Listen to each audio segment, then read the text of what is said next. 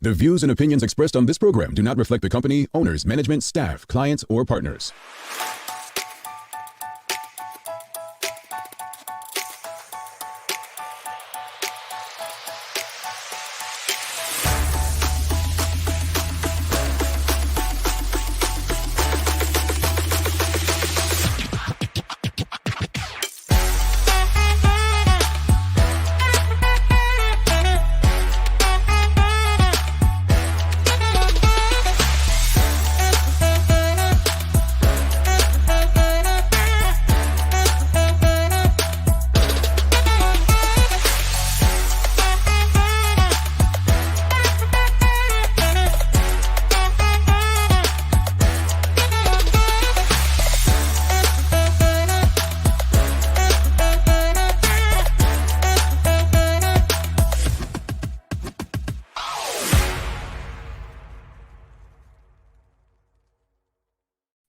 It's Wednesday, the 22nd day of February, 2023. Welcome to Bermuda's Daily Talk Show. It's the Daily Hour brought to you by Medical House, One Communications, and Linda's. I'm Jamal Hartman. He's Larry Marshall Jr.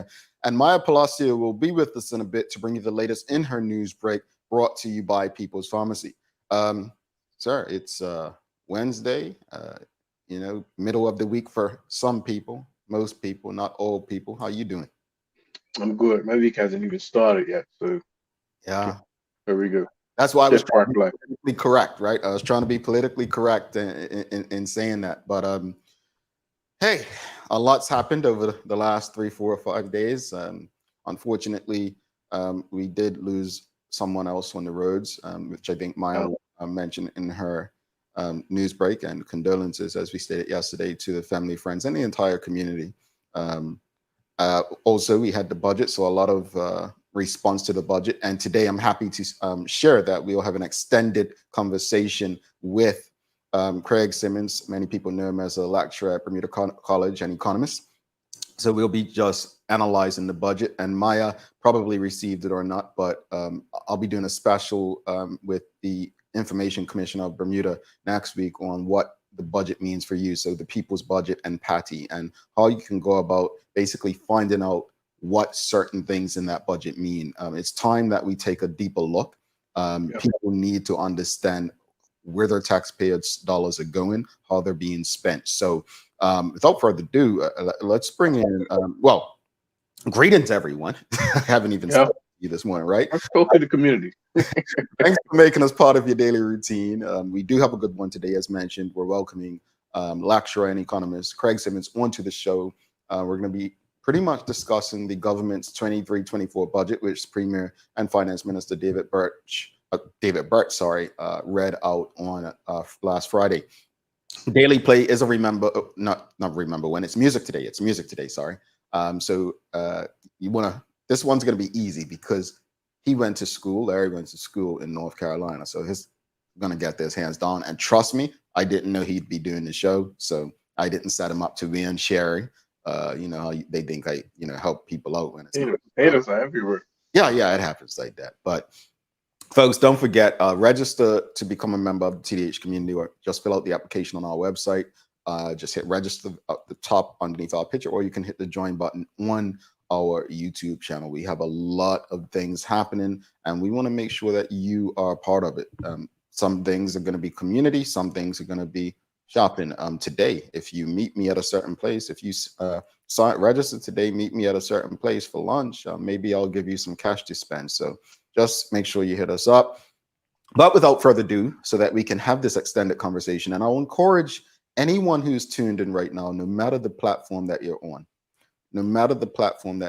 what I'd like you to do is share the link of this episode, because I think this is going to be one of those conversations where every last Bermudian needs to be engaged with someone who goes a bit deeper about Bermuda's financial state than most. So take a second and just share the link, the YouTube link, Facebook link, the website link if you're watching on the website. And if you're on Twitter, just take the opportunity to retweet it. But without further ado, we're going to bring Maya Palacio in early for the news break so that we can have a bit of an extended conversation with Craig Simmons.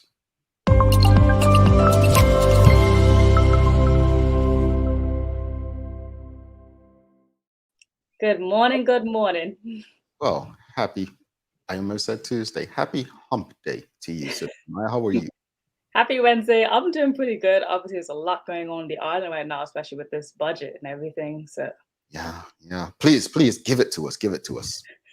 well, the stress is definitely there. So, we're starting out this news break. It's the Daily Hour News Break brought to you by People's Pharmacy, and we're beginning it with a bit of tragic update. But the police have confirmed the identity of the victim in the fatal road collision that happened on Monday as 50-year-old Arnold Astwood. While being attended by members of the public, and Tamara did speak of this yesterday on the news, but Mr. Ashwood was struck by a truck which was also heading west, and the truck actually left the scene. A 51-year-old male has been arrested and is assisting police with this inquiry to the matter at the time. Oh, I don't think we knew that part. Yeah, Person left the scene. Mm-hmm. That's not even unfortunate. It's disappointing, gut wrenching.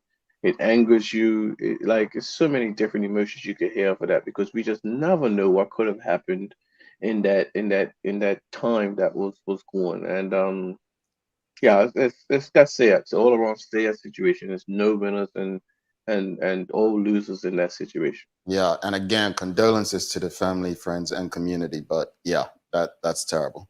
Deepest condolences. A hit and run just shows no empathy, in my opinion. Zero empathy.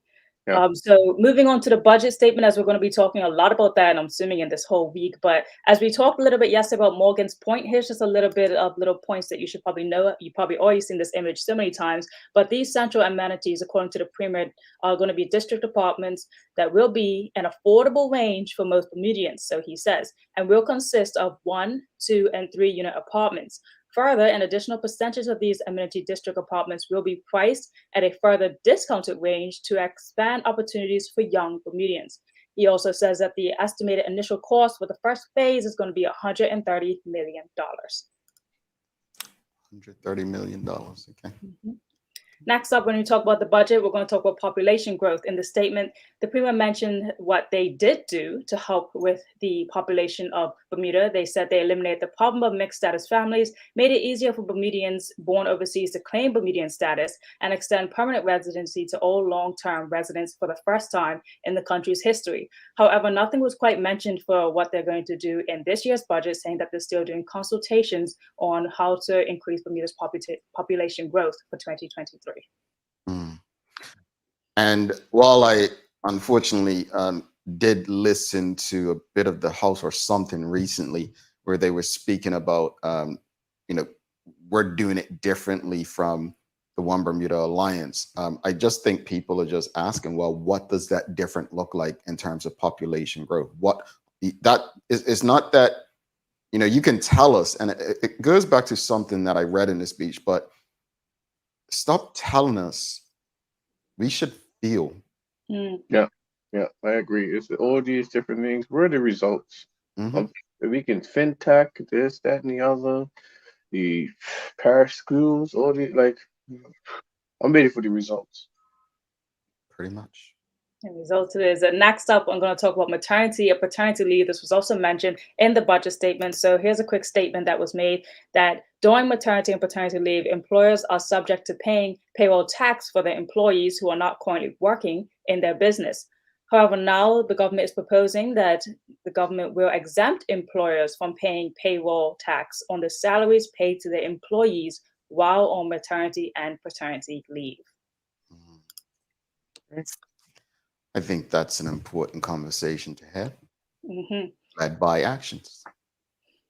And my final object that I'm going to talk about today is the petty request. Now, you guys may have all heard about the government saying they're going to implement a fee now for petty requests, while the ICO actually did put out a statement explaining that if they are to do this, there's going to be a likelihood that there's going to be less petty requests being given because it's going to now be a fee, and that's going to deter people from even sending out petty requests. Now, petty request hasn't even been a thing in Bermuda for quite that long yet. So to implement a fee, they just feel like that is not feasible. And also saying that they never even got this as a option in the pre-proposed budget that was sent to them prior, that was not put in place. So they had no idea about this fee putting on for the petty request. Now, there was a response from a government official who said that, I'm just speed it up for you, but the UK has a fee and Canada has a fee, so it's not a new thing that's going to be implemented.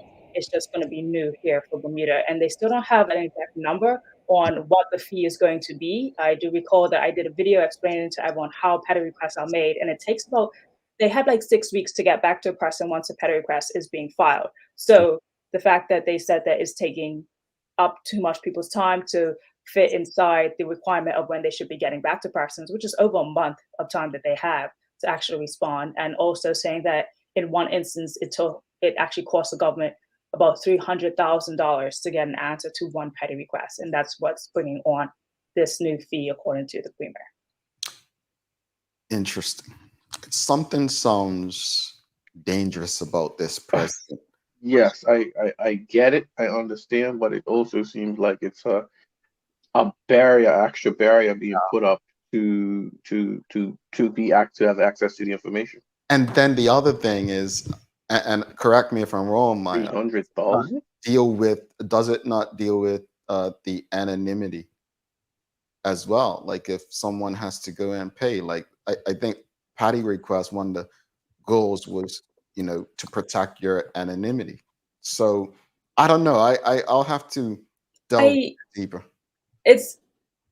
I would say that I don't think it'll mess up the anonymity as much as it already is, because your name was already put in there, but supposedly only one person should know who is sending this petty request. But they do make mistakes and say, let's say I was to send in a petty request. If I send a petty request and it's with that one public officer, the one public officer has my petty request and now needs to get my information. So they should be going to whoever they need to get my information by saying, hi, we received a petty request. They would like to know the answers to X, Y, Z. They shouldn't be saying my name. They shouldn't be following it on or leading it into anything like that. But I will say that obviously having bank statements, or if you have to give money wire transfer, that obviously leaves more of your name there. And depending on who else sees that, because it won't just be a public officer seeing my name paying for something for government, it will be other people. So that does lead some questions, as well as to would it lessen the anonymity that's already kind of weakly put in place already. Interesting. Got to move on, guys. We have Yes. Okay. Yeah.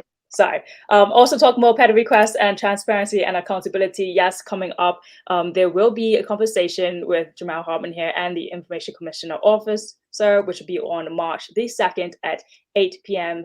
Atlantic time. So look out for that. It's going to be a discussion about the budget, as well as more accountability and transparency within the government. So that will help you even dig further into the whole budget that we're talking about today. And lastly, coming up on the news, I want to talk about some happier news that MassWorks will be opening a new exhibit in correlation with the upcoming Women's History Month. It's called Radical Blooms, which are female floral painters in Bermuda, plus 2 new exciting exhibits on display. The showcase will begin on March 10th. And finally, for you guys in the news break today, Nalthea Butterfield will be holding a Zoom meeting about the history. The Honorable Nalitha Butterfield will be holding a Zoom meeting about the history of those who have paved the way to make our life easier. It's a discussion on history, education, and remembrance, which will take place this Thursday at 7 p.m. on Zoom. So if you're able to tap into that, please do, or send to a friend or family member who will be interested in learning about the history that has helped our lives be what they are today. All righty. Check that out, folks. How's the weather looking, Maya? Well, the weather's looking like it's going to be hazy sunshine, but sunshine nonetheless. Go ahead, Marshall, I swear. And it's going to be a 69 degrees Fahrenheit today that we have on the island. No rain, right? No rain, but it should be a little bit of clouds, but hopefully a lot of sun. All right. Perfect. Maya, thank you so much. You got days of the year for us, Bert?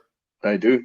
All right. Today is World Yoga Day. Yoga's health benefits have been known to humankind for thousands of years. This ancient practice involves physical poses, deep breathing, and concentration that provide a whole host of physical, mental, spiritual, and emotional benefits.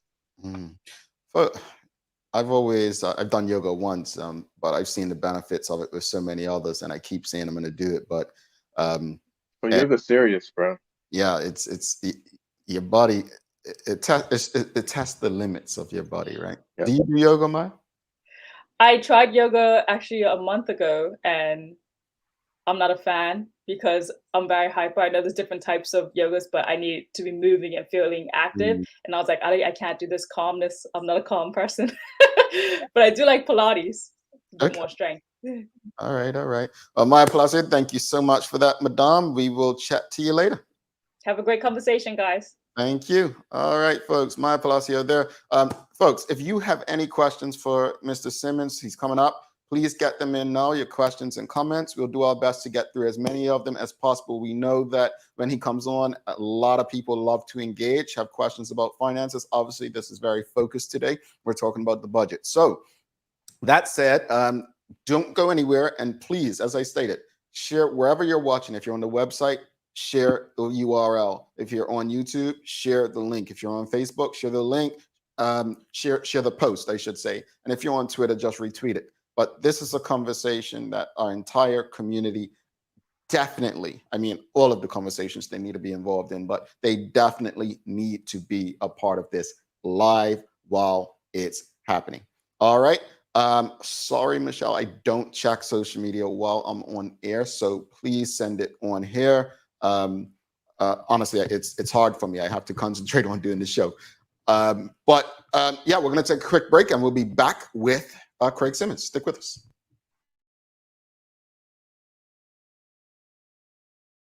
Let's face it, life can be a little wild, but shopping doesn't have to be.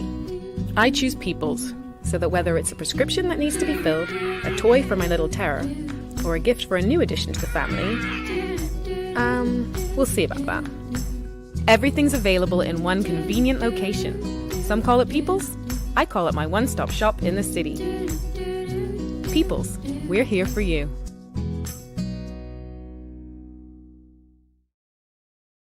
Welcome to the new bulk store, Lindo's Next Level. Wake up in the morning with enough coffee to keep you running throughout the entire day.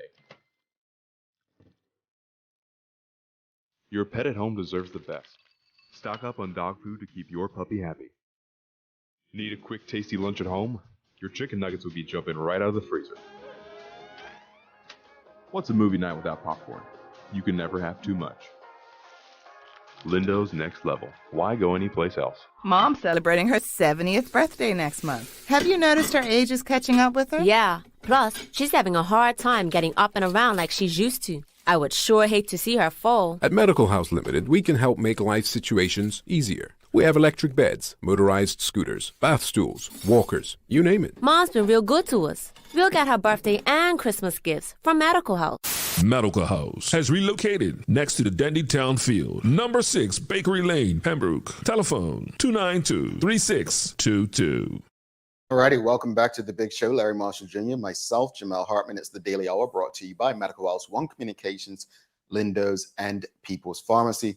Folks, please make sure you're registered to become a member of the TDH community. You can do that by just filling out the application on our website, right below the picture on the homepage, on thedailyhour.com, or by just simply joining our YouTube channel. Just hit the join button. Just help us grow beyond the mic to continue to make a difference in our community. That's what the TDH community is all about. Without further ado, let's bring in our guest this morning. As you all have been asking, can we get Mr. Simmons back prior to the budget? So I said, no, he's coming after, but here we go. Craig Simmons, welcome back, sir.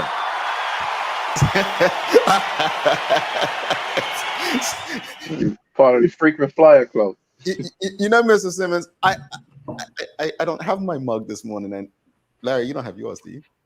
I've received one. Oh. Mr. Simmons, please accept our apologies for not having our mugs in hand. Yes, and of course, a great mercurial substance inside the cup. Well, yeah. There you go. Something to keep you going and keep you going. But first of all, thank you for doing this again. Like I said, people were asking us to have you on leading up to the budget statement. And then we got tons of messages. Oh, Mr. Simmons is with Don, I believe, and delivering some impactful commentary. And so I was happy that people got their Mr. Craig Simmons fix, right? I was happy they got their fix pre-budget. But just tell the audience, what were your initial thoughts about the budget once it was read? Well, there was some disappointment, and I understand that the finance minister and premier has to juggle a lot of different constituencies. But there's one particular constituency that I think gets overlooked, and it's future generations, because they're the ones that are going to inherit that $3 billion in debt. And unfortunately, that particular constituency doesn't get a chance to vote. And I find that the finance minister and premier spends a lot of time pandering to this generation, because of course they're the ones that are going to put an X next to his name or someone else's name. And so what I really need to see is what I'll call a glide path. So we want to land this debt-laden airline onto the runway so that we can begin the arduous process of paying down on that debt. And that's a difficult thing to do. But I like to think of it sort of backwards, because the government has a target. It wants the tax to debt ratio to be 80%. So that would mean if you're raising, let's say, $1 billion worth of tax, you would want your debt to be less than that, say, 900 million or 800 million. And right now it's at about north of $3,000 million. And so we need to find a way just to hit the target that the government has agreed to. We've got to find a way to essentially shave about $2 billion off the debt. And this is not to pay it off. This is just to get it to a reasonable level. And there's basically zero details about that. We've barely got a commitment to land the plane on the runway. That is, to balance the budget. And maybe I should sort of qualify that or make it a little more specific. For me, it isn't just enough to balance the budget. You also need to start that process. You need to initiate the process of debt repayment.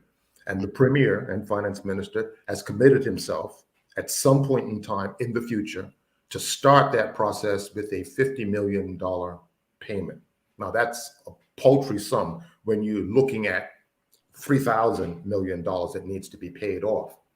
So assuming that within the next 3 years, that first installment, that first payment can be made of $50 million, that means the government has to have a surplus. In subsequent years, you're going to have to ramp up that surplus, for example, from 50 million to 100 million to 150 million, and then perhaps finally land this thing around 200 million. And if you're paying back this debt at a rate of about 200 million per year, it's likely that by the year 2039, we will hit the target that the government has said that it is pursuing. So okay. In 2039 before we get to the point where we want to be. And so I like to start at the end point and then reverse engineer back to the present so that we know what we need to do. It's like preparing for exams. You need to know when is the exam date and then work your way back. And that way you can figure out your study plan. We haven't heard any plans about how the government is going to pay down its debt. And that's really disappointing to this point. Yeah, I must agree. And there's obviously your initial thoughts with it. And I must say, I think a lot of Bermudians get on and can really understand your point when they're saying that it's disappointing in that sense. But aside from your initial thoughts, what stood out most for you in this year's budget? Well, it's more of the same. I think, what's the expression where you throw stuff at the wall and you hope things are going to stick? So there's reference to the economic recovery plan, which is really just a hodgepodge of ideas that were created back in 2021 by the previous finance minister. And it's so interesting for the for the finance minister to say that the reason why the economy is growing is because he's sticking to the economic recovery plan. Well, if you spend some time and read the economic recovery plan and then look at the data, the growth that we've seen this year has nothing to do with the economic recovery plan. It's international business. It's done extremely well. And it's a collaboration between the Bermuda Monetary Authority and the reinsurance sector that has really driven our economy forward, not the economic recovery plan, which has things like vertical farming in it, which to my way of thinking shows great disrespect to local farmers who have deep knowledge of how to boost food production in Bermuda. I mean, farmers in Bermuda have been doing this for a long time.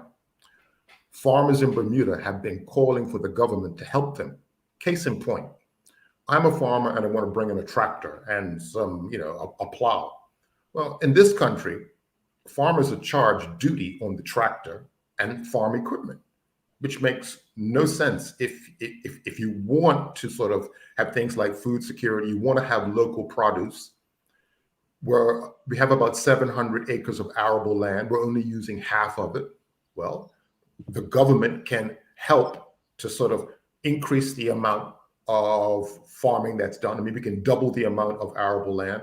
Those are elements of a sensible economic recovery plan, not a vertical farming that's going to grow spinach. The only people that eat spinach are crazy people like me. Spinach, really? I need crops, and so that economic recovery plan ignores that entirely. Mm-hmm. And I want to, since you're touching on that, so let's go to the page 13, and folks, I've had to read this over and over because I listened to it, and in order for my disappointment not to be as high, I have to read things over and over to try to make sense, to see if it's just me, is it us who doesn't get it, or is it literally just doing the same thing over and over. So the economic growth we have seen, this according to the Premier, the economic growth we have seen this year has been built on the economic growth we also had last year, it says. This means that we are successfully executing Bermuda's economic recovery plan. That's what he says. And in line with that plan, it is expected that Bermuda's GDP in 2022 will be back to pre-pandemic levels. He goes on to say, Mr. Speaker, although that is good news, this economic recovery isn't touching all of our residents, and many feel they are going backwards. It makes no sense to brag about positive economic statistics when people do not feel positive about their personal economic situation, he says. Economic growth doesn't matter when any gains made in wages are eaten up by increasing food prices or increases in monthly mortgage payments, end quote. So that was what the Premier said in his speech. I can't tell you how much of that seemed disingenuous to me personally, but he went on to say the future is bright. Now, you just basically said, well, for those who are going to tick the X next to their name, yeah, it's good. But for those future generations, it's not bright.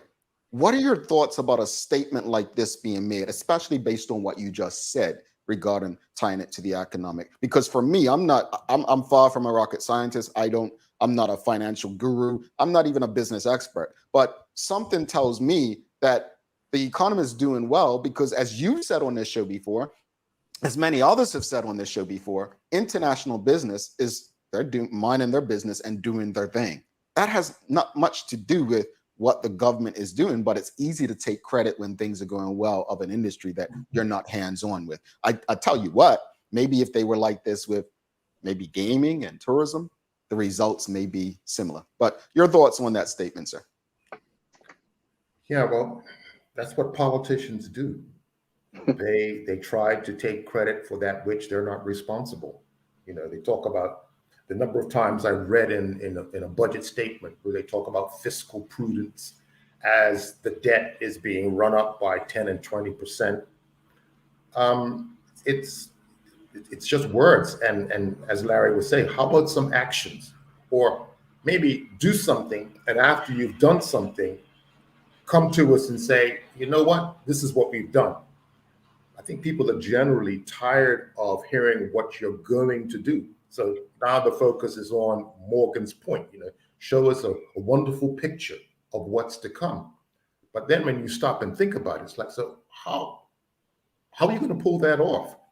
The government doesn't have any money to pull this thing off. You're going to do what, a public-private partnership? It just seems like, we're throwing things up against the wall and hoping they're going to stick, just like with vertical farming, or in the economic recovery plan where there's talk about bringing down interest rates. Well, interest rates can't come down because interest rates in Bermuda are tied to interest rates in the United States. And interest rates in the United States are going to be rising for the foreseeable future. So it's like, you're living in a fantasy world. But I suppose if you throw it out there and you don't get any pushback, people say, okay, it sounds good, but it's difficult to see how the economic recovery plan, or that part of it, the lowering interest rates, can happen. You may be able to subsidize interest rates as with Bermuda Commercial Bank. But again, you're sort of, around the edges. You're not doing anything that's going to move the dial to get economic growth going. The only economic growth that seems forthcoming is whatever's coming out of the reinsurance sector. And that's basically it. And switching, and we'll get back to that, but I just wanted to switch to tourism real quickly. Because the premier said the following, and we've had, again, these conversations on tourism a lot lately. He says, quote, "There's continuing work to open the Bermudiana Beach Hotel, the completion of phase 2 for the reopening of the St. George's Club, and the progress of the Aerial Sands property. It is clear that there is significant potential for increases in employment in the hospitality sector in the coming years." End quote. Mr. Simmons, how long have we heard a developer is going to be taking care of Aerial Sands, and the Bermudiana Beach Club is going to be part of a Hilton collection, and this and that? Like, it seems like we continue to hear this when it comes to tourism, right, and developments. But how confident should Bermudians feel about these comments as it relates to any properties in Bermuda helping to rebuild its tourism product, knowing the state of the global economy and Bermuda being an attractive place? Well, again, promises, some people say promises are of comfort to a fool. And, we've heard many of them. I think we've been steadily shifting. The tourism model has steadily shifted away from air arrivals toward cruise arrivals. And in so doing, we've been shooting ourselves in the foot for at least the last, let's say, 20 years. We've been playing the numbers game. We focus on the number of total arrivals. So whilst the number of total arrivals may be about the same, the spending by tourists is very, very different. I remember a leader within the tourist sector speaking about the optimal number of tourists. And he said the optimal number is 1. You want one person to come in, because he tended to view, he made this controversial statement that tourists are like pollution. So you want to minimize them. You want to get as few in here, spending as much money as possible. So you can imagine one tourist coming in and spending $1 billion. That'll be great. You're going to have to deal with congestion and all the craziness that comes with having drunken tourists in our country. But we've gone the other way. We're thinking, just get a number of bodies on island. And the data coming out of the Bermuda Tourist Authority, clearly says that these people are getting off of cruise ships are spending $100, $200 tops. And so you need tons and tons of these people on island to bring the industry back. And so if I'm a hotelier and I'm looking at the future of the hospitality industry, it's pretty clear that it doesn't involve people coming in by ear and staying in hotels. The Carolina Bay was an attempt at something innovative in terms of the construction part of it, using prefabricated concrete so that you can keep the cost down. But even that innovative approach to construction wasn't enough to see the project through.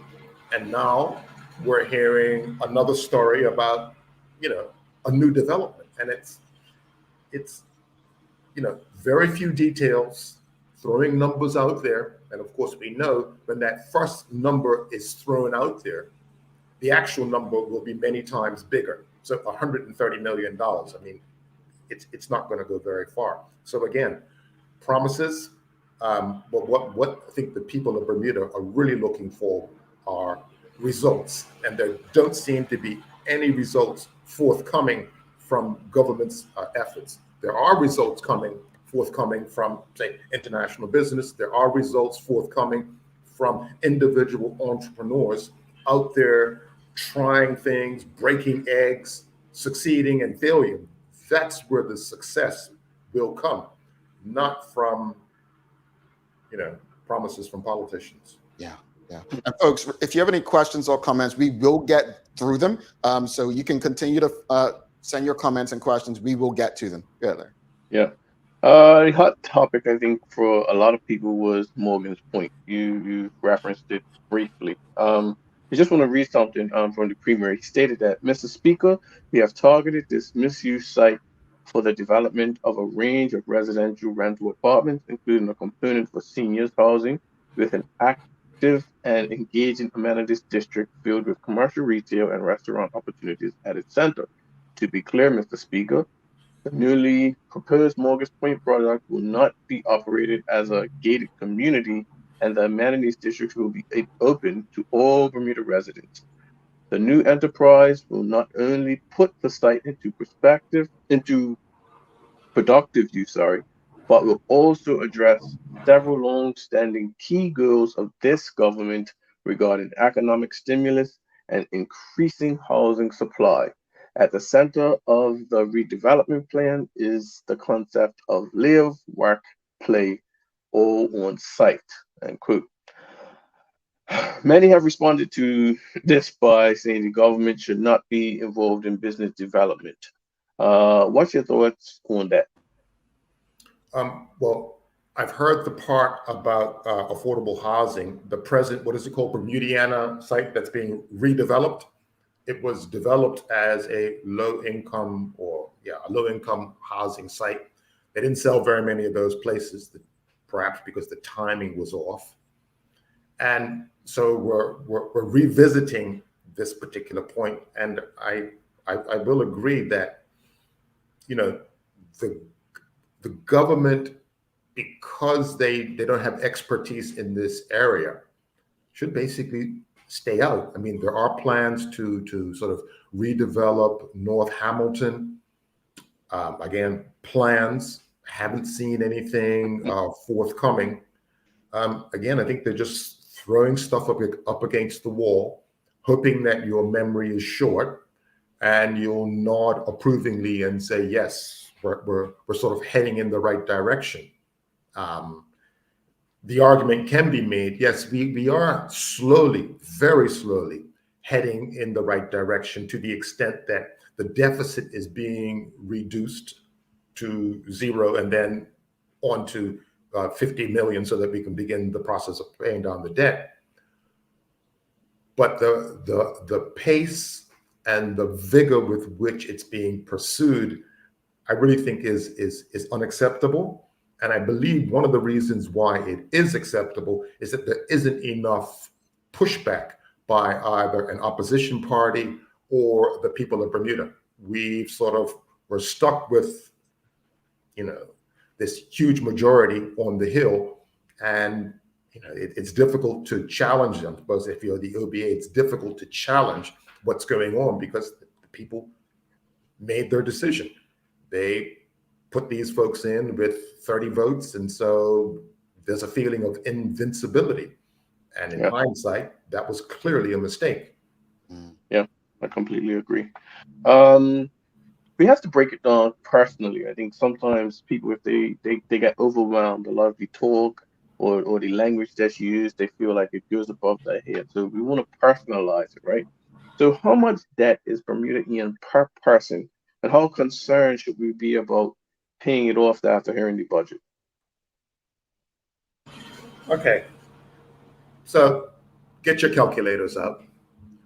And I'm going to sort of use approximations. So if we're thinking about a debt of 3 billion, or if you like 3,000 million, on a population of, let's say, 60,000, well, you get your calculator. So in the top, you would put your 3,000 million. In the bottom, you would put your 60,000, and you're going to get a big number. I don't know what it is. Let me see if I can. Is it like 50,000? People with calculators? Well, my student calculator don't go to 3 billion. So 3 billion is going to be three with a comma, 0, 0, 0. That's 3,000. 9 zeros. 0, 0, 9 zeros. And then you've got 60,000 people. So 3 billion divides 60,000. 50,000? You said 3 billion divides 60,000, right? Yes.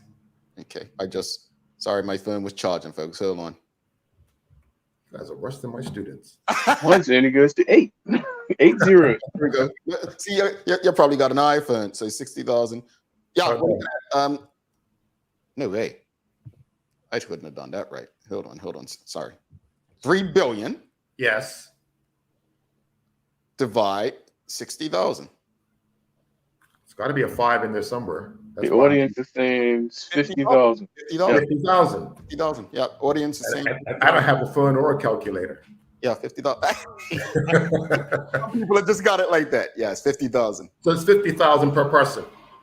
And if you want to break that down further by the number of workers, so let's say there are 30,000 people in the labor force, well, that would mean it goes from 50,000 to 100,000 per worker.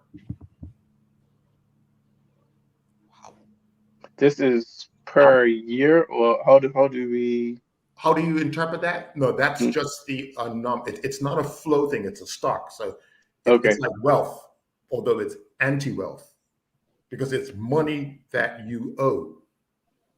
And given that you figured out money that you owe, you need to figure out a flow in terms of paying it back, because you're not going to wake up one day and say, "Oh, I got $3 billion to pay people off."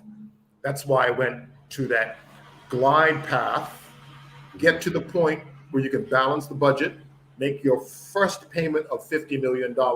In subsequent years, you ramp up those payments to the point where you're paying about $200 million a year.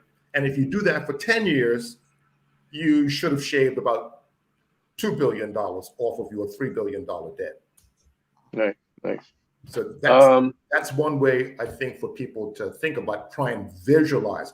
How do you get this stock?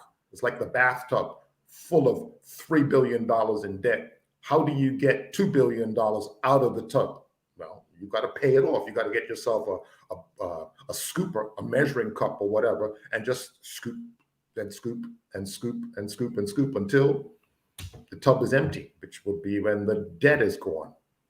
Well, we're hopeful for that. Go ahead, Jamal. You want to get in? No, I'm listening to you, and it just sounds like reckless spending is being the impact of reckless spending, and I could be wrong. Some people may that think it's not reckless, but it seems like reckless spending has put others in trouble, like almost like the innocent suffer for the guilty.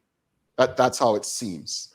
Well, this has been going on. You got to remember, the last time that we've seen a budget surplus would have been in the early part of the 21st century. So we're going back to when Eugene Cox would have been finance minister, when the PLP first came to power. So we're talking like 2003, 2004.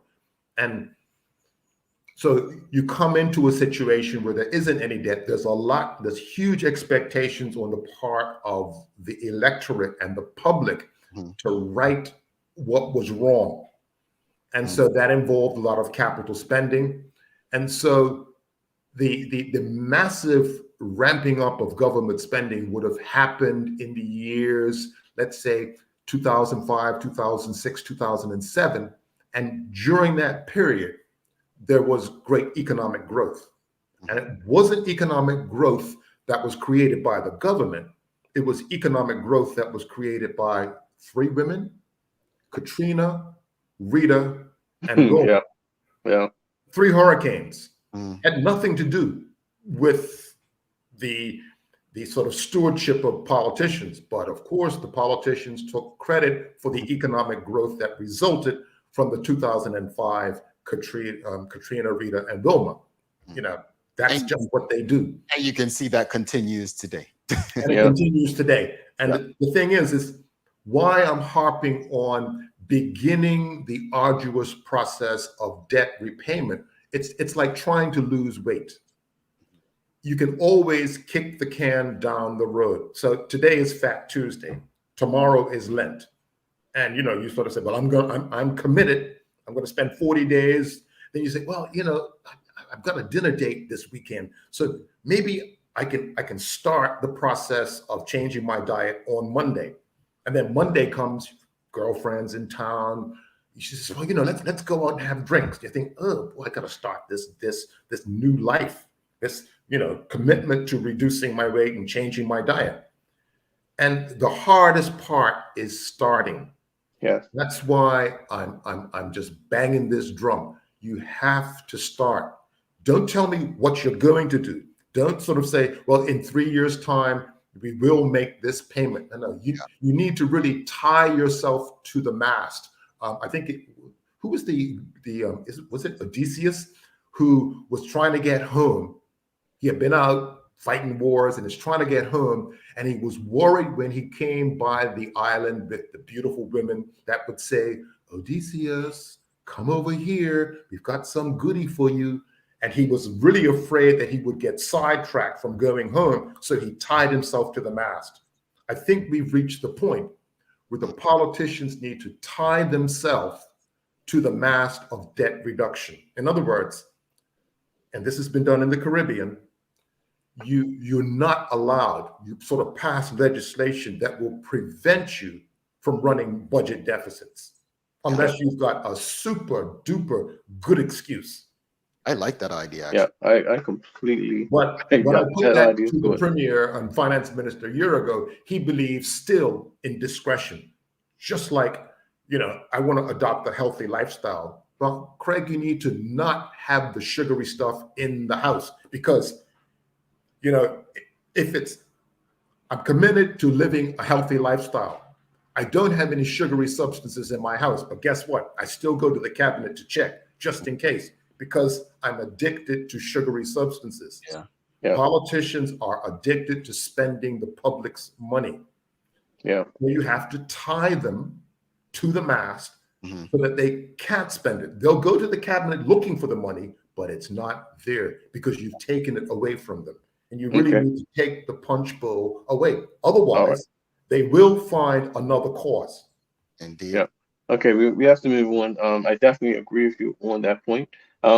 What do the 5% increase in stamp duty, trademark fees, fines, solid waste dumping fees, immigration fees, with the exception of passport fees, planning fees, seaborne shipping fees, mean for everyday Bermudians, and will this help the country long term? Okay. So what it means for everyday Bermudians, you're going to have to pay. It's going to increase the cost of doing business in Bermuda. I mean, it's been a couple of years since these fees were last increased, but it speaks to a more serious problem, and that is the tax base that we have that taxes principally labor income and goods has reached the end of its tether. The finance minister has repeatedly committed himself to expanding the tax base. That is, not only taxing goods, but taxing services. So moving to what's called a value-added tax, which can be, you know, disguise. You can roll it into the price that you're not walking into a store and seeing that something costs $5 and the person says, oh, that's another $1. You can roll it into the tax. It happens in most jurisdictions.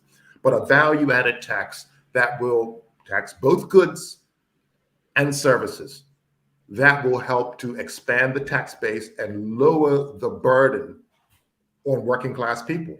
In addition, we need to go after capital. So capital is basically in the hands of the top 10%, the richest 10% in society. So this top 10%, when they earn capital income, they don't pay any tax on it. It's tax-free. Whereas if you're a worker and you're making $100,000, you will pay on that income. So we need to broaden the tax base. That recommendation came out of the Tax Reform Commission many years ago. It hasn't been executed. And I think until it is, the finance minister will nickel and dime you with an increase in fees, with marginal changes to the payroll tax schedule, with marginal changes to customs duties. But the elephant in the room is broadening the tax base, bringing capital under the guise of the tax collector, bringing services under the guise of the tax collector. And then, well, working class people will, I think, have an easier time. We won't be nickeled and dimed out of every penny that we earn. Let's go to the audience. A lot of questions, and like I said, we'll try to get through as many questions and comments as possible. Michelle White, she says that I attended the budget breakfast. One comment that resonated was the impact of tax burden to IB. This is interesting. Would this be the start of a game of chicken between IB and government with threats of job losses? Well, when we look at payroll tax, the government plans on collecting about $500 million in payroll tax. Half of that is coming from international business. If you remember the pre-budget statement, it talked about increasing the rate of tax for people over 235,000. I think the plan was to raise it from maybe 9% to 13%, something like that. There was also a plan on the employer side to increase international business contributions from, was it 10 and a quarter to 10.75? Well, my sense is that when the international business community looked at that thing, they said, WTF, we ain't putting up with this stuff. And if you go back to the pre-budget statement, 6 constituencies were consulted. Half of them were from the international business community. And I think in no uncertain terms, they told them, hell no, this is not on. And so when you look at the budget statement, you see the hell no being played out, because on the employer side, international business is not being required to pay more. And on the employee side, the finance minister didn't increase in the way that he had proposed. So yes, international business has flexed its muscle and said, no, not on our watch. And in many ways, that's a good thing, because why should we have somebody on the outside? I mean, these international people, they can't vote. They don't have citizenship. They're just here making some money. We Bermudians need to solve our problems. We Bermudians need to take ownership of our debt, because it wasn't international business that ran the debt up. It was us, or the people that we voted for. And so that's why I'm on about expanding the tax base so that we Bermudians can get on with our responsibilities. Yes, international business can help. But at the end of the day, of the $1 billion that the finance minister wants to collect, the total tax take, the international business community is pinking up about 40% of it. Do you really want some outsiders responsible for that amount of your taxes, because remember, whoever is paying the piper gets to call the tune. To this point, the international business community seems to be benevolent. They haven't sort of flexed their muscles in ways that work against the benefit of the average Bermudian. But you don't want to push it. And why should you be so dependent on one particular constituency? We need to spread the load. There are 30,000 people in Bermuda working. Spread the load. There are only 4,000 people working in international business, and they are carrying the load. Let's be reasonable. Let's be responsible.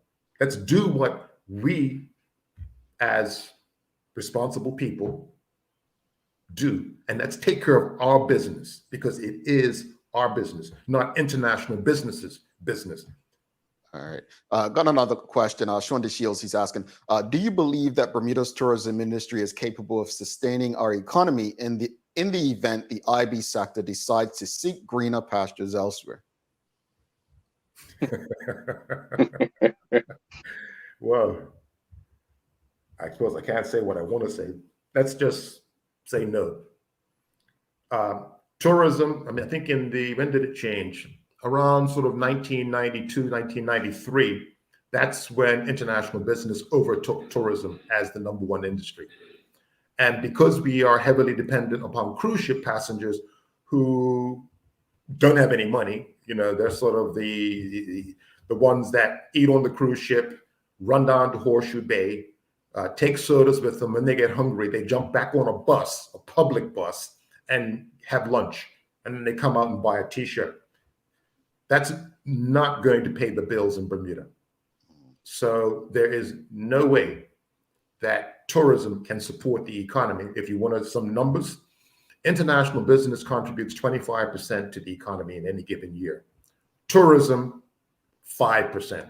So that should give you an idea of how weak tourism is. Now, having said that, tourism is indispensable to the future of Bermuda for one simple reason. It employs as many people as international business. So both those sectors, international business and tourism, employ around 4,000 folks. The big difference between international business and tourism is that tourism tends to employ a disproportionate number of blue-collar folks. International business, strictly white-collar. Folks with fancy degrees and qualifications. The median salary in the reinsurance sector is north of 172,000. The median salary in the hospitality sector, about 40,000. Huge difference. Huge difference in terms of the taxes, huge difference in the spending of the people in those different sectors. So no, tourism can help. It is an assist. But until we can come up with other ideas, and of course the government doesn't have them, we're basically stuck. I'm surprised no one's asking me about the digital bank. You know what? I actually was too. And since you said that, let's go there, because I was quite, that's one I probably read over 5 times. Just explain, I guess this legislation, there were, when you read it in the speech, they want to overhaul banking, reform it, correct? That's the idea. Okay. What does this mean, not just for the economy, but you know what's key that no one's talking about? The reputation of Bermuda as a business jurisdiction. What does this mean? Yeah, well, when I think about reforming the banking system, I'm taking back to my days at university when I used to study people like Marx and Lenin.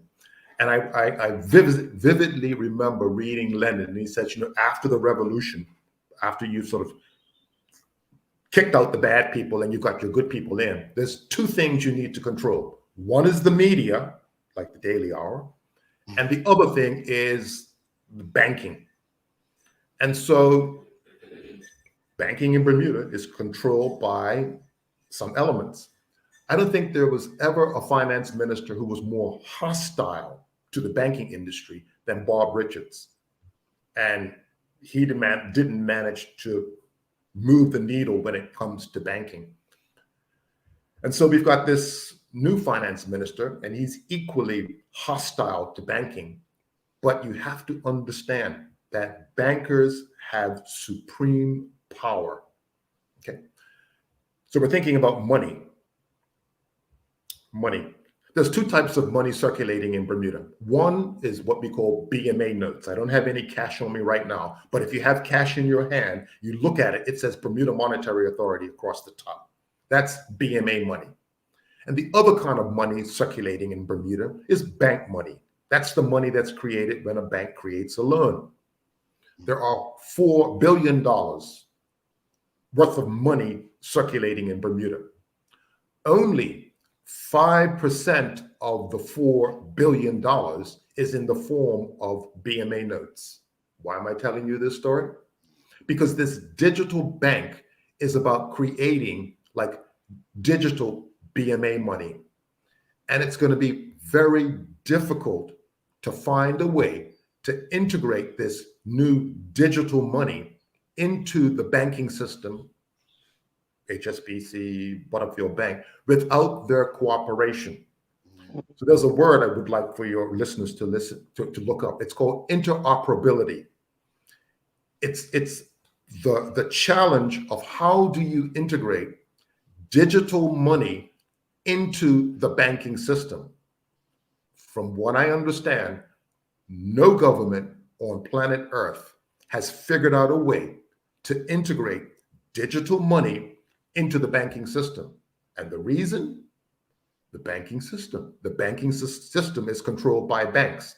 They have a very special place in our society.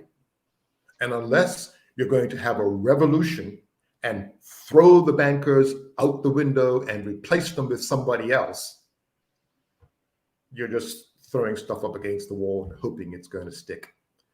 Now, having said that, banking is indispensable to economic growth. If you were to throw those bankers out the window, the financial services system would grind to a halt, lending would grind to a halt. They are, for lack of a better word, a necessary evil. And this idea, again, of a digital bank, interoperability is the problem. How do you take this idea? How do you make it a part of the overall banking system? The bankers have made it quite clear. They're not in favor of it. They don't want someone else coming in their territory. You know, they're a gang.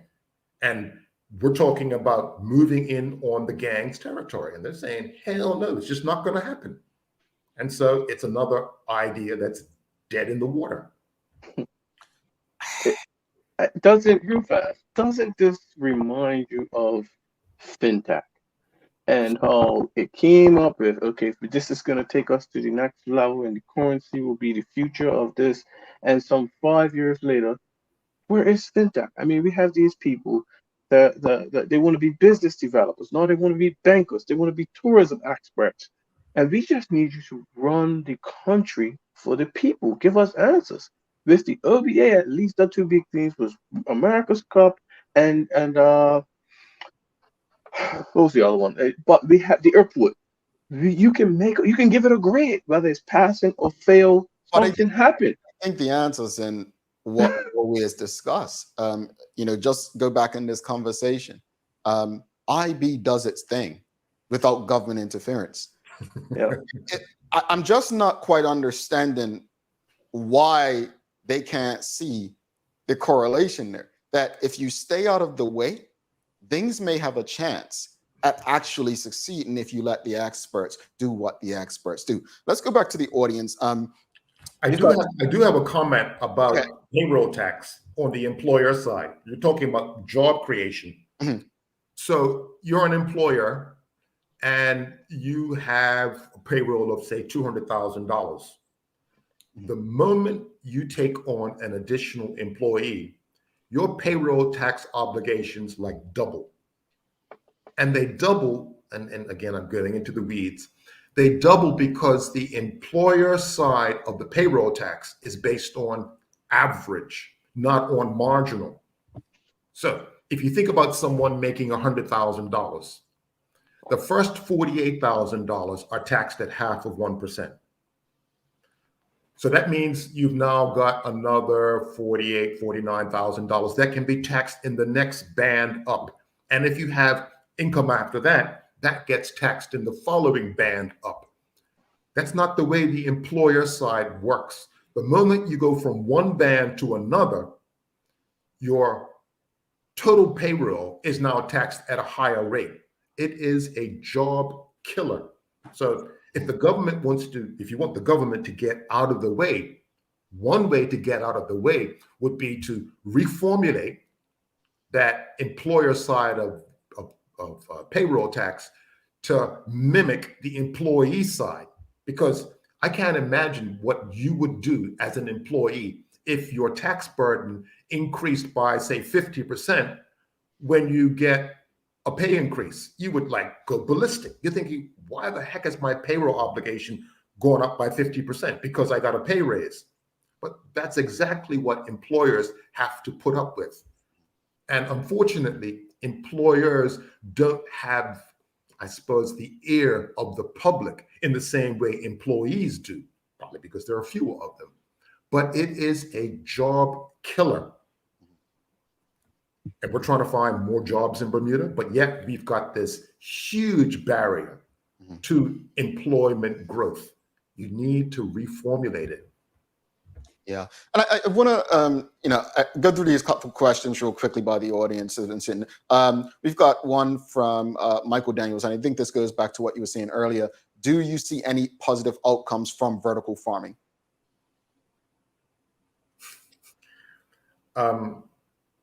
Possibly, yeah. I'll have a lot more spinach that I can put in my smoothies.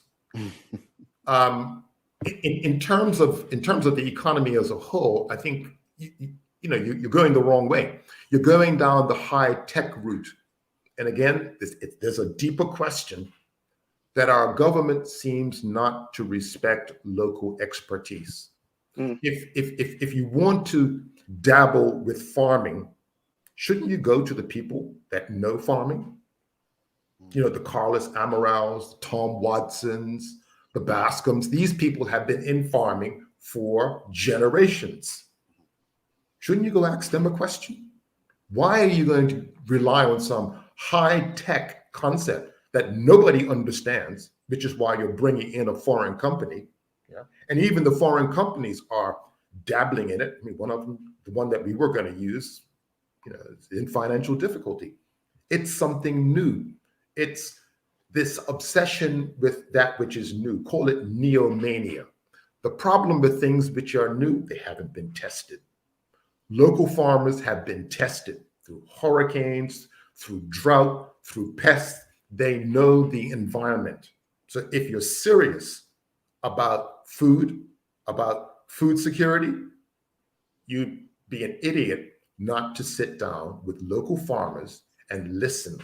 And after you've listened, working with them to move forward. But our government seems to think, locals aren't very smart. Local farmers don't have it. Local fishermen don't have it. We're going to take some idea from overseas that tells us how to preserve our fish stocks, when in fact, our fish stocks are in pretty good shape. Now, there are people in other jurisdictions where people are overfishing, but our fishermen seem to be reasonably responsible about their catches. Hinds are back like they've never been before. So why are you going to not listen to them and impose on them these overly restrictive policies? Basic lack of respect, lack of willingness to listen to your people. Yeah. One last question from the audience. Rashida Godwin asking, to grow the economy, would you suggest building out more cruise ship ports around the island? I think no, because cruise ship passengers don't spend much money. And there was an idea that, okay, so they'll come by cruise ship the first time, and then they'll come back by air and they'll stay in a hotel. So I remember hearing that in the late 90s, early 2000s. It hasn't happened because air arrivals have continued to languish. Cruise ship passengers don't spend money. Yeah, I mean, you've all been on cruises. I haven't, unfortunately. But the idea is all inclusive. You come off the ship and you spend as little as possible because all your food, all of your entertainment has been taken care of. And that's what we see in Bermuda. And they tend to piss me off because I like to travel by bus. And when I go up to the bus stop, they're full of these poor tourists going to Horseshoe Bay. I'm thinking, well, why don't you take a minivan? Mm-hmm. Costs $3 more. But no, they've got their tickets. And so these are the kinds of people that are dominating the hospitality sector. So more cruise ship passengers, definitely not. We want to go the other way, but that presents a major challenge. How do you attract someone to stay in a Bermuda hotel? Bermudians, we are shrewd shoppers when it comes to overseas travel. And I think if there was a country called Bermuda, Bermudians would probably not go there to vacation. Which begs the question, why would anyone else come here to vacation? Yep. Mr. Simmons, I think you said something earlier, and I don't want to pick on tourism, but they're conflating numbers with including the air and the cruise ship passengers. Folks, cruise ship passengers should not be included, bottom line, in terms of tourism being rebuilt or returning. That's the bottom line. And he's explained it today. It's been explained by many others. Now, Sean DeShields actually said something earlier in reference to that. And I don't believe, yes, he said cruise ship passengers are usually not loyal customers and will most likely not return to Bermuda by air. Now, I had that false belief that they would, but you're right. We once believed that. They don't. They won't. Now, there are businesses who benefit from cruise passengers, the ones that give the tours and so on. But folks, if we got heads in beds, imagine how many more and what dollar you'd be able to charge for that. One last question from the audience. Rosalind Famous, she's asking, what would be the ideal balance between governance and the free market? Whoa, boy, what a question. Balance. I liken it to a dance. It's always changing. You never actually get there. You're always pursuing that particular balance. So regulations. One regulation that I think is long overdue is how we dispose of our waste matter. So when I take a poo, it goes into a cesspit. The cesspit is open. It basically makes its way into the ground, the same ground from which we draw our well water, which is why we can't drink our well water. Regulations, government regulations that stipulate that a cesspit has to be sealed up would increase the cost of building. It would increase the cost of maintaining a house, and it would tell you what you can't do. That's government in your back pocket. But the free market, the ability to have an open cesspit, has created negative externalities, negative consequences for future generations. Our great-grandchildren won't be able to drink well water, whereas our grandparents were able to drink well water. We've essentially created a poison chalice. So that balance. At the same time, we don't want government in our daily lives. We want the freedom to make our own choices. That's why I say it's a dance. It's an ongoing balance. Yeah. And my final question as we wrap it up here today is very simple. Overall, what do you believe this budget means for Bermuda and Bermudians? Well, we're in a holding pattern. We need to get out of the holding pattern and make a commitment to debt reduction. There needs to be a plan, and arguably, we need to have the politicians tie themselves to the mast of debt reduction, because they will always find something else. Those voices of, I need this, and there is this type of thing, this problem that has arisen, this particular constituency needs a tax break. That's always going to happen.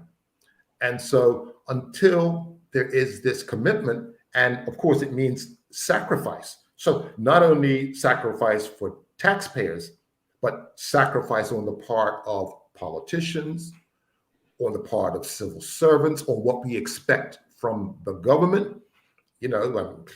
Simple things like travel. It would be great if the politicians said, you know what, overseas travel, we're not doing it. Zoom has been invented. If we have any meetings, that's what we're going to do. We're spending about $30 million on overseas, on consultants. Say, you know what, we need to cut that down to single digits. Little things like that can signal to the population, to the public, that you are serious about debt reduction.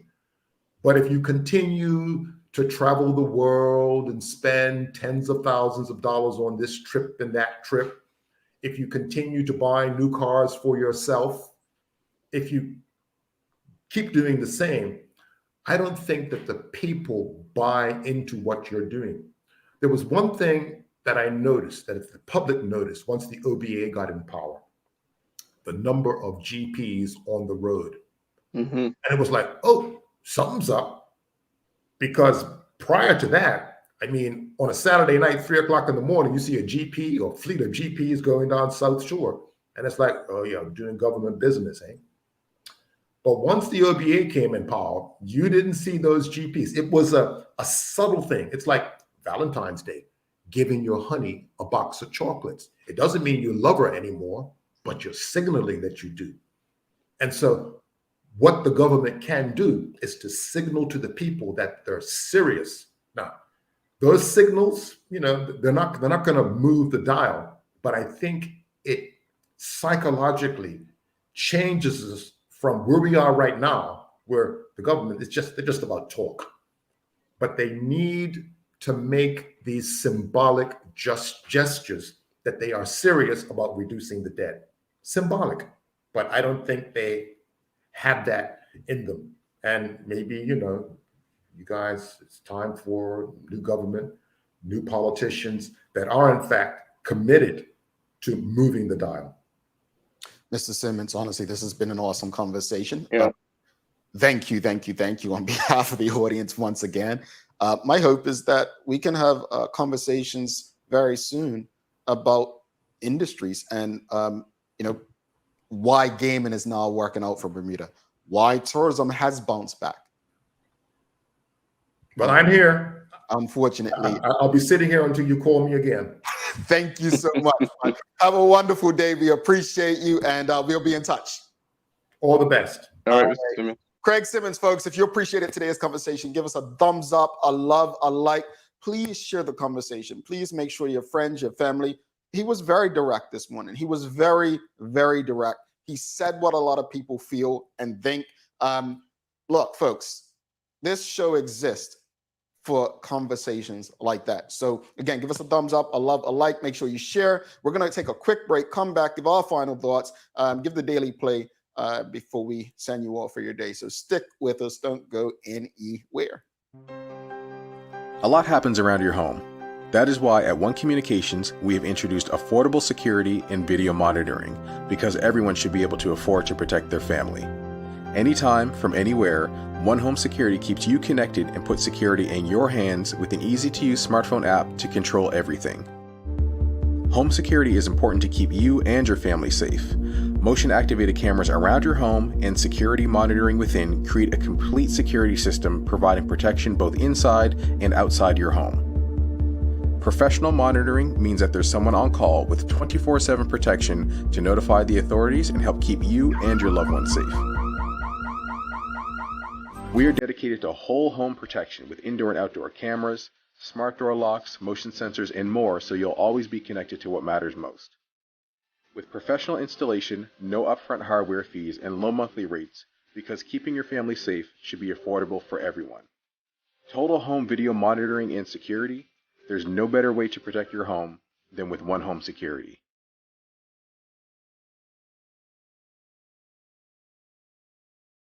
All righty. Thanks again to Craig Simmons. Again, folks, if you appreciated that conversation, give us a thumbs up, a love, a like. Thanks again to One Communications, Medical Windows, and People's Pharmacy for ensuring that we can have these kind of conversations on Bermuda's Daily Talk Show, the Daily Hour. It's time. And folks, if you haven't already, make sure you're subscribed on our website so that you can know when Mr. Simmons is coming back. Make sure you follow us on our social media channels, be it TikTok, Instagram, Facebook, Twitter, LinkedIn, whatever your platform of interest is. Make sure you're following us on them. It's time for the Daily Play, brought to you by Bermuda Trivia, now available at stores throughout Bermuda. Follow Bermuda Trivia on Facebook, Instagram, Twitter, and TikTok to find out why it's Bermuda's favorite trivia game. Larry, are you ready? I am. All right, folks, help him out. We're going to have some fun. I know it's been a very serious and direct conversation this morning, but it's music today. He went to school in North Carolina, so if he doesn't get this answer, they might as well take his degree back. What does P.D. Pablo want you to do after you take your shirt off? Move it around like a helicopter. You just said it too low, but nobody heard you. Oh, move it around like a helicopter. Yes, folks, he got it. That was very easy. Anyone remember that song? North Carolina, it's time to raise up. Yeah, and when I was in school, P.D. Pablo was big. Yeah. Like, yeah, he was big when I was one time because I'm like, it was while you were in school. Like that was the song, that was your anthem, North Carolina anthem, man. Yeah. All right, folks. Let's go through some comments real quickly. We have Renee Simmons said Bermuda needs a convention center whereby they can host huge events, e.g. Essence Festival Expos, but also need the flights into Bermuda for it to be successful. Well, I've been screaming that song. Renee, we're here. I've been screaming that song for ages and ages and ages. Michelle White says, always insightful conversation. I'm sure there are many points here to be answered. Let Craig come back to address them. Absolutely. There's a lot. Michelle, that conversation could have went on and on and on. You are absolutely correct. Ellen Kate Horton says, Craig is awesome and certainly a Bermudian expert, one of the people that the government will do well to listen to. Yeah, I agree. What's your final thoughts, Larry, on the conversation with Craig Simmons this morning? Well, it was a lot to take in. I think it was very informative with Mr. Simmons. You find yourself glued in because if you zone up for a while, you feel like you missed the point, and he breaks it down in such a way that I think people could just grasp, right?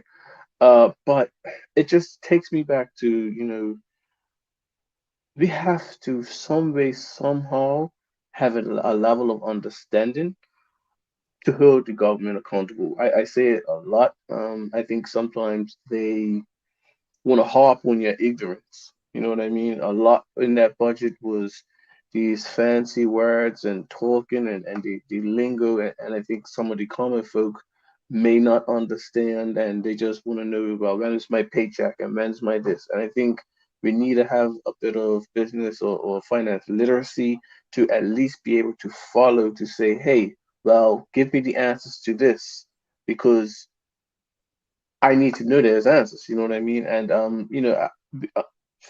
reach out to the Mr. Simmons or have a listen or read whatever which way it helps you understand because this is what's beneficial for us and like he said, our children. Yeah. I think our children are the ones that will benefit or not benefit from the decisions made today.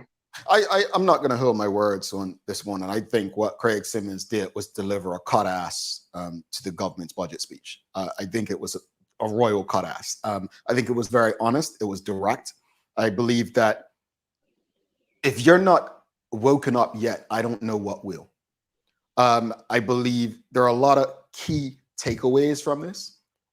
And one of them is, folks, I said it just now before we went to break. IB is working because government doesn't interfere. They pretty much stay out of the way. Think about it. Everything government touches, the opposite happens. Some of Bermuda's problems are that simple. They're that simple. But for some reason, we lack people who are only good at winning elections. And then we allow them to make the most important decisions for us. If this conversation with Mr. Simmons today does not wake us up, I don't know what will. You got some daily inspiration for us there? I do. I got so caught up. Being an entrepreneur, you learn more from your failures than your successes. That's from Kevin P. Ryan. All right. Hey, that is so true. Trust me, I failed many times as an entrepreneur. Folks, make sure you register to become a member of the TDH community. Just fill out the application on our website, thedailyhour.com, or you can just hit the join button on our YouTube channel right below the video. Help us go beyond the mic to continue making a difference in our community. Thanks again to our partners, Medical House, One Communications, Lindos, and People's Pharmacy for ensuring that we can do this with you on a daily basis.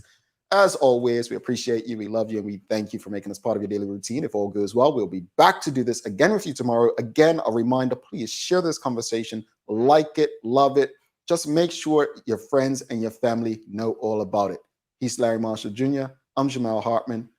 My friends, please do make it a safe and a great day. We are out. Peace.